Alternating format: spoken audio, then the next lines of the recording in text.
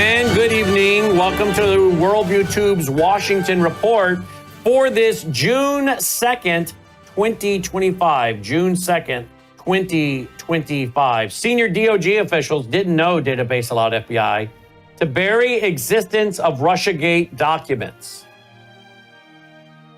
I hate to say it, folks, but it seems like there's a lot going on in the Trump administration that top officials don't know about. They didn't know that there were a bunch of drones that went after Putin's helicopter the other day. The press had to inform President Trump of that because somebody didn't do their job and inform the president. Apparently, he wasn't informed that Kiev was about to use a bunch of drones and go after hundreds of miles, 1,000 miles into Russia and take out a bunch of Putin's bombers sitting on the tarmac. And now the FBI, the senior DOJ official, didn't know a database allowed the FBI to bury existence of Russiagate documents. I don't know. The clock is ticking. Sounds like to me we've got to get rid of a lot of people still in a lot of these agencies and bring in the right people. Because by the time they figure out where the light switches are and how you need to jiggle the door to get it to open to your office, the administration will be over. And we'll be right back where we were under Biden. Joining me now is Jim Paff from Washington. Hello, Jim. Hope you had a great weekend. How are you doing? I'm doing well. Did you have a good weekend yourself? I did. How about this? Senior DOJ officials didn't know database allowed the FBI to bury existence of Russiagate documents. Tell me about that, please. Listen, it goes beyond just the potential problems that Trump's having in the administration right now. Apparently, this was found out during the administration here. So something halfway decent at least has happened.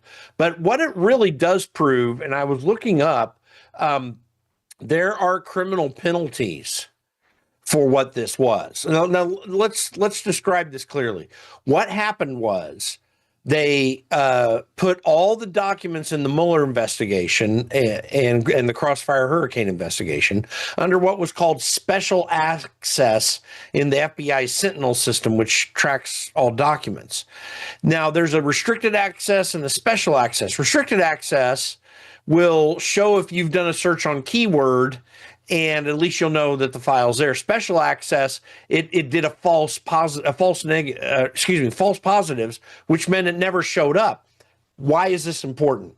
Because when subpoenas are issued or when FOIA requests are made, one of the criteria you can use is keyword search. So you can say anything with such and such a keyword, I want the documents on it. And they have to comply if they find it by keyword. This restricted that keyword search from being effective, which means when Congress was looking for information, even under subpoena, and when American citizens, journalists were looking for information, that all of the Crossfire Hurricane data, all the Mueller investigation data was never easily accessed. So this is actually a federal crime. If a federal employee refuses to comply with Congress on subpoena requests, that can put a person in a lower case status up to a year in jail and some fines, or if it's much worse, and in fact, the obstruction of congressional proceedings is it criminalizes actions that obstruct, impede, and interfere with a congressional inquiry. You can go to jail up to 5 years. There are a lot of people who committed a crime here. Whoever the people were who set up this system or conspired to do so, they're guilty of a federal crime. This is actually a very huge issue, and the Trump administration and the DOJ need to move on it quickly because they should be able to quickly figure out who it was. Some of the people are obvious, and they ought to go after them immediately. Yep. All right, let's see what else we got here. Big news tonight, by the way. It's an article by Todd Binsman, but Todd texted me today. Todd Binsman, a regular to this broadcast, you guys know for last few years, and has been in studio on election night at our conference a year ago. He was sworn in today as a senior advisor to Tom Homan, the borders are, our very own Todd Binsman. So we're excited about that. That's good news, Jim. Yeah, listen, we need great people in there. Tom Homan is fabulous. I shared with you a video. I texted it to you earlier. The guy really is right on target and entirely dedicated to getting done what needs to be done. In fact, if there's any nominee doing any more than Tom Homan, someone's got to show it to me. He is totally getting his job done. He knows what's going on. He's dedicated to it. Every time you have a great person backing him up, because he is one individual, he can't do everything. If he's got great people in that in his team that can help him, that's always a huge win because it just increases the effectiveness exponentially. Do you know Todd Binsman? I don't know him well. I know. Let me just tell you, he is a salt of the earth guy. He was down there in the in South America, the Darien Pass. He works with guys like Michael Yon and ourselves, and it just was. I mean, he wrote 2 books. One of them was on Biden's border war, and he predicted this. And that book came out over like 3 years ago or something like that. And I mean, so many things that happened, he wrote and predicted in his books and his columns. He is first rate and a genuinely nice guy too. Been in our home, been in our studios, been in our conferences. I'm very happy for him.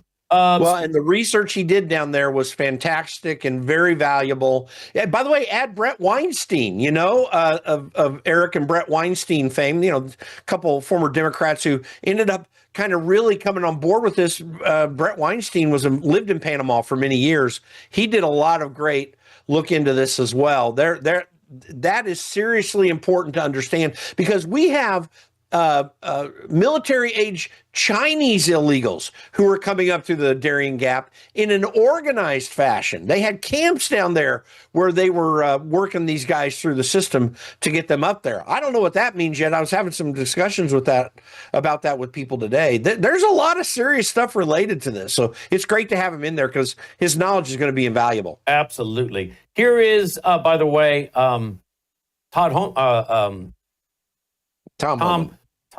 not Todd Binsman, Tom Homan. Here we go. Thank you. Here we go. And as far as releasing so many people, you know why the Biden administration released millions of people in the United States? No one ever talks about it. I'll talk about it. Why did they release people into the interior of the United States and put them, rather than put them into an ice bed? Why not put them in an empty ice bed at $127 a night rather than in a hotel room at $500 a night? They did it on purpose. Because when you put them in ice detention bed, they get a hearing in 35 days. Court records show 9 out of 10 people claim asylum, get order removal, they're gone. But if you release them and put them in a hotel room at $500 a night, their hearings can be 5, 7, 9 years if you pull out all appeals. And what are they hoping for then? That another Democrat administration is in power. They can award an amnesty to millions. This is about selling this country out for future political power. That's what it was. The law clearly says if you arrive at our border without proper documentation, you shall be detained. Not maybe, not think about it, shall. And that's what President Trump's doing. Catch and release is over. That's what the law says, and that's what we've done. There you go. As far as it's releasing over. So many people. It's over, he says. Well, and keep in mind, this is why one of the reasons why these rogue judges are working so hard to stop Donald Trump at everything that he's done. They get this too. They're part of the fix. They understand what's going on.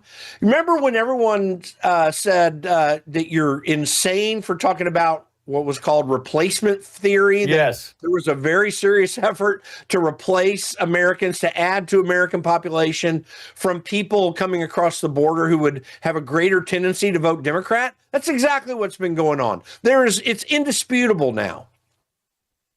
Yep. All right, General Flynn went on Alex Jones's show. He had this to say. Watch and listen. If Trump did not know that this was happening, for the billions and billions and billions of taxpayer dollars that we give to the United States intelligence community, particularly the CIA, and the billions of dollars that we've been given to tens of billions we've been given to Ukraine, for us to not know that this was ongoing, that this planning was ongoing, that this attack was going to occur against nuclear capable bombers, okay? These aren't just some aircraft that are parked that are going to conduct close air support against, frontier targets in the eastern part of the Donbasses of Ukraine. These are nuclear capable bombers. So for us to not know that, for us, our intelligence to not know that, So I don't believe for a second that our intelligence didn't know. Not for a second. I do believe that our intelligence community and system and people in it didn't brief Donald Trump, which is really really dangerous. And it tells you if the president of the United States is now saying, I don't know, I did not know about this, and he clearly didn't know about the assassination attempt that occurred last week. He said it during one of these hasty press conferences that came about during when he departed, I think, Marine One. I mean, he said, I'm not aware.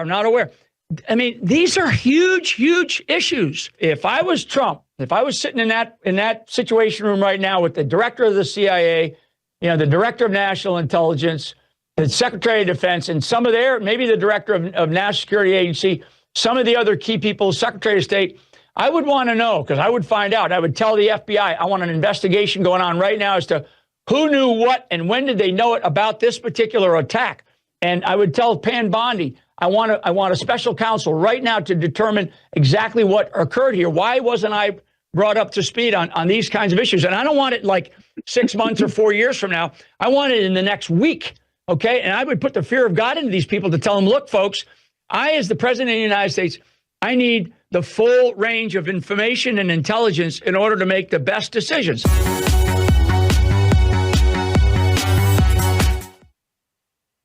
All right. There you go. You want to comment on that? I mean, we have a little bit more, but you want to comment on what he said so far? Yeah. Listen, I'm going to take responsibility for a bad take on this yesterday. I mean, because it is the middle of a war and Ukraine is being attacked and they have a right to do whatever.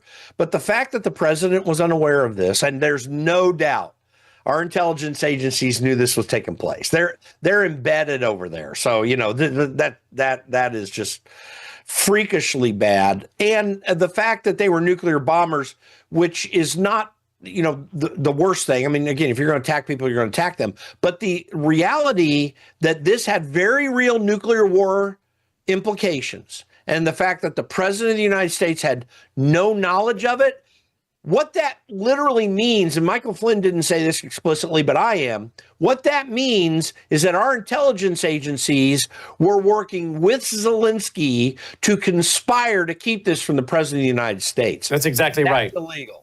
That is absolutely illegal. And that's what we discussed on radio today with Leo Holman and David Pine, and we're going to get to on TV tonight with Colonel Rob Maness and David Pine.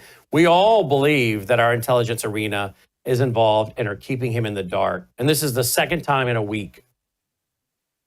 Yeah, and Rob Maness, too, one of my heroes, great man, and that I do know. I'm telling you, there is so much at stake in getting these problems eliminated from our intelligence agencies, from our military intelligence, from our military personnel. This stuff has to be cleaned up. We went down a path beginning this century, initially designed to try to deal with the terrorism on 9/11 and supposedly to strengthen all these agencies and all these efforts. And the result has been, not only are we finding out that there's some really weird stuff related to 9/11, but more importantly, we have taken our intelligence efforts into a dangerous situation where intelligence always operates like an independent state in a sense, even during the Cold War. And in some instances, that was helpful, maybe. But the problem is this has become a quasi-state operation that has no connection to the will of the American people. It should never be that disjointed from it, particularly when it comes to the fact that we elect the president of the United States. And Article 2, Section 1 makes it very clear that the executive power shall be vested in a president of the United States. These people don't have executive power at all, of any sort. We hire them to do a job, but that is in service of the elected president of the United States we have in office right then.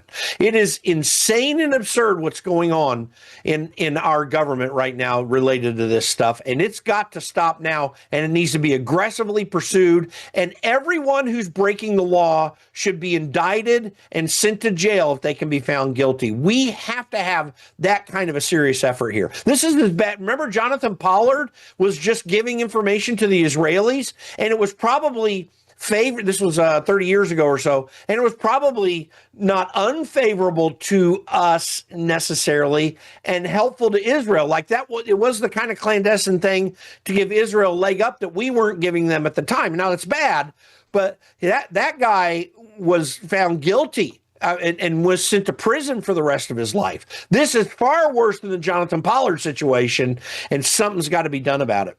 Yeah, 100%. Let's see. What else we got? Anything else? How about this? Look at this. Watch this little video, guys. Ready? Here we go.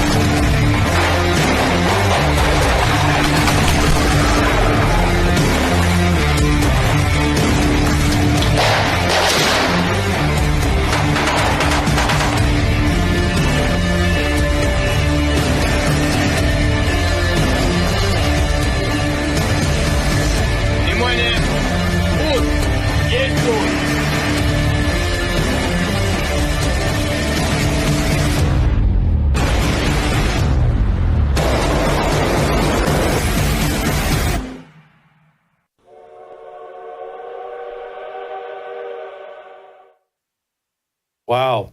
Thoughts on that? You know, more philosophical here. I wonder if people understand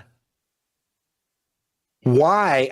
I'm no pacifist. I'm far from a pacifist. I want a big-time military that is capable of doing tremendous damage in protection of our freedoms that we never use if possible.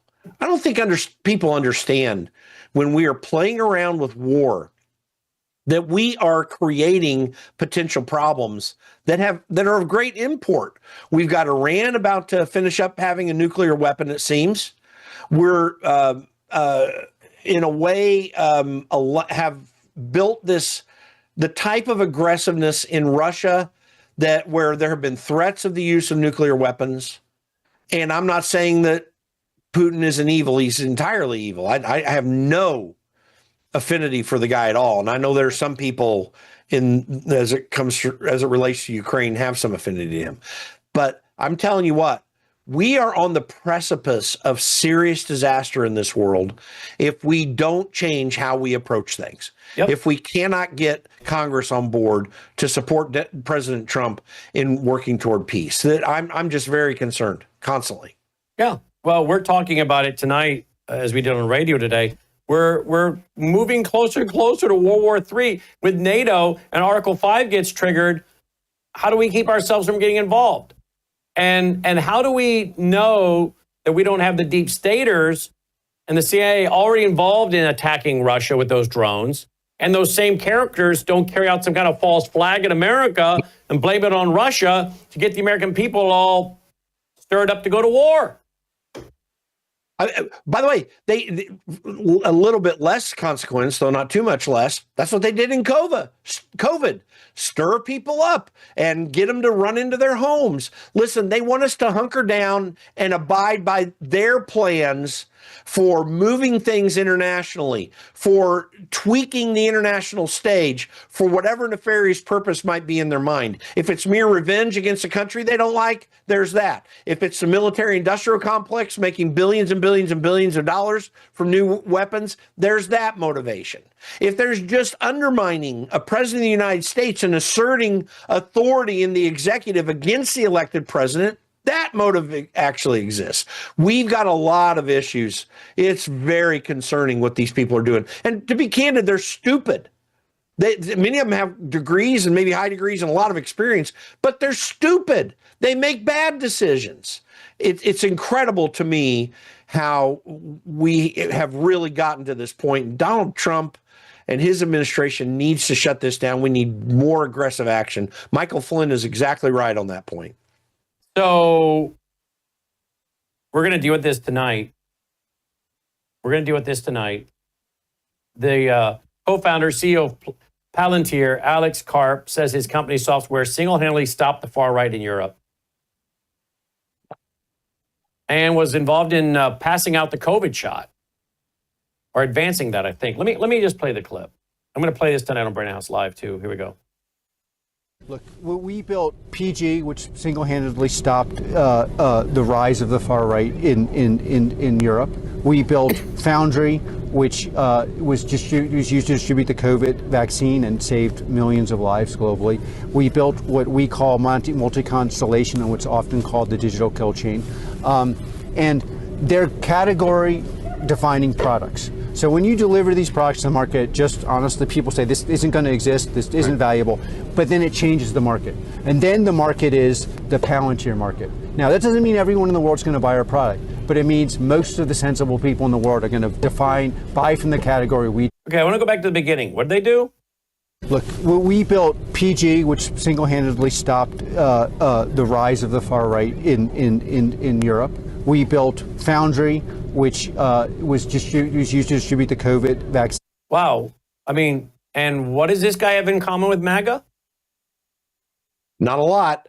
By the way, Peter Thiel's on the board of this, who does have some connection to MAGA. Yep. Let me say this. If there's an appropriate, and I don't believe there is, but if there's an appropriate motivation to take down the far right in Europe, there should be an equally appropriate motivation to take down the far left. Then no effort is being undertaken to deal with that. It is absolutely absurd. There is no usefulness for these deep state actors to be taking down political opinions of any sort. It's not their place in free societies. In Europe right now, there is not a free society in Europe. Maybe Great Britain sort of still is, because it does seem that Keir Starmer's about to lose bigly in their parliamentary elections, and that would be a positive change there. But the rest of the European countries, you have people who are conservatives who are being imprisoned, fined, taken off ballots, getting elected, and then being removed from the election that they won. I'm sorry, there's nothing like democracy happening in Europe of any sort. And if Palantir's involved in that, we better rethink what we're doing in this country. We have got to change this trajectory. It is absurd. And now we have in the big, beautiful bill, apparently, if this thing passes, states won't be able to do anything, or political subdivisions won't be able to do, it means I guess your local governments, county, won't be able to do anything for 10-year period when it comes to AI. It's absolutely absurd. We have a lot of serious issues that are taking place right now. I love AI technology. I'm using it every day. It's helping me move more quickly through things that I need to process, particularly when I'm looking up information or we're doing long-term projects at the Conservative Caucus. But the reality is the potential for misuse and abuse and taking down political efforts because there's some government actor that has some burr in their saddle about them. It's scary. It's scary what could happen. And no, the federal government doesn't have any role in telling local political entities, political areas, what they can or cannot do. That is a clear 10th Amendment violation. There's no place for that. Here's President Trump tonight. The auto pin should have stopped Iran. He's referring to Biden as the auto pin. The auto pin should have stopped Iran a long time ago from enriching. Under our potential agreement, we will not allow any enrichment of uranium. I don't know if that means he's coming close to a deal or if he's going to authorize Israel to go in with military force. I will say one thing that is happening in Iran right now, because they're back on their heels economically, is there are protests in the streets. There is a lot of activity amongst the people, once again, that Barack Obama could have supported when he was president. They were very close to the downfall of the regime, and he would do nothing to be of any help to them. So that we do need to be a help, but man, I just precipice of World War III. I mean, that's what it feels like sometimes. These are such dangerous times. And what do you make of Lindsey Graham going over there? Lindsey Graham needs to go. We're looking very seriously at that race, honestly. In fact, there he is. There he is with Blumenthal. Isn't Blumenthal the fake World War fake Vietnam soldier? That's right. And listen, the Senate has a role in diplomacy to the extent that if we make treaties, then they provide their advice and consent. They have no role in direct diplomacy. This was intentionally designed to undermine Donald Trump's efforts. Lindsey Graham is a warmonger. And I don't call neocons warmongers all the time. They just like to make a lot of money off selling weapons. But Lindsey Graham loves war. He loves sending our young men to die. That is his passion. He loves it. John McCain was the same way. These people are illegitimate in their efforts. Lindsey Graham needs to go because he's undermining Donald Trump at every turn. He blew off the efforts that were successful by the House Freedom Caucus to adjust this reconciliation package to get more cuts and reforms in it.